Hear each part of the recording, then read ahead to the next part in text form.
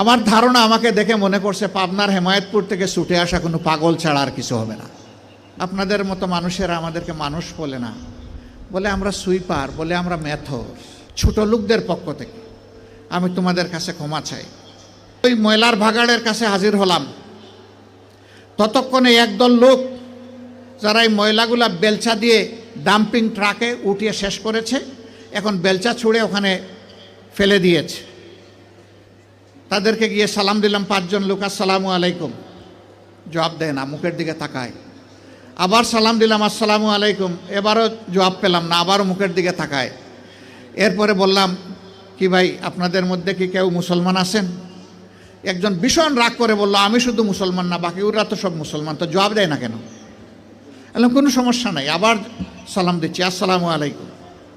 এবার সবাই সমস্যারে জবাব দিল, ওয়ালাইকুম আসসালাম। জিজ্ঞেস করলো, আপনি কে? বললাম আপনাদের জাতি ভাই। আপনি কি সিনেমা করতে আসছেন? আমার এই চেহারা দেখে মনে হয় যে আমি সিনেমা করতে আসছি।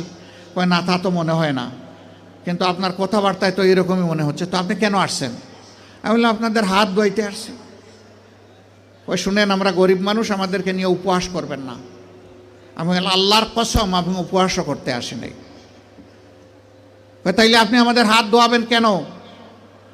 আমি বললাম তোমরা সমাজের হাত দাও, একটা দিন অন্তত তোমাদের হাত ধোয়াই।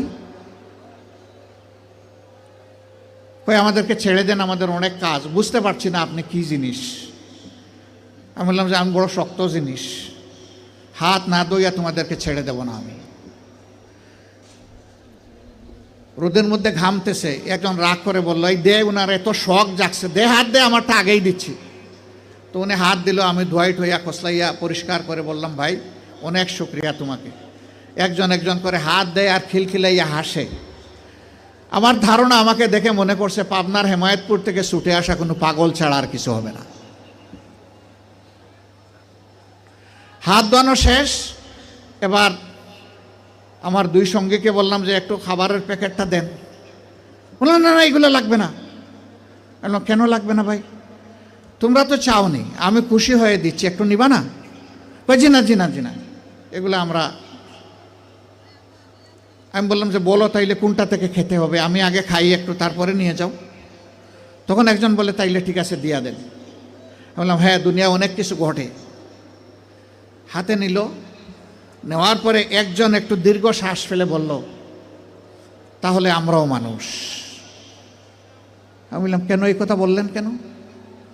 জি না, আপনাদের মতো মানুষেরা আমাদেরকে মানুষ বলে না, বলে আমরা সুইপার, বলে আমরা মেথর।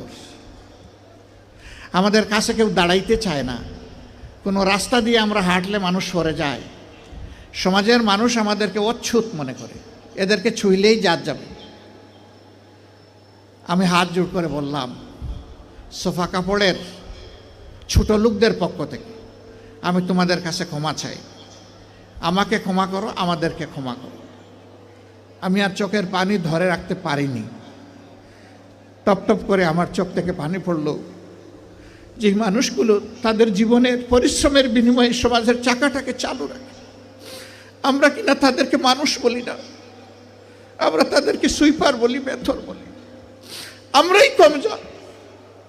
আমি কাঁদতে কাঁদতে এসে আমার গাড়িতে, আর ওরাও আমার সাথে কেঁদে কেঁদে তাদের গাড়িতে উঠে গেল। সম্মানিত ভাইয়েরা,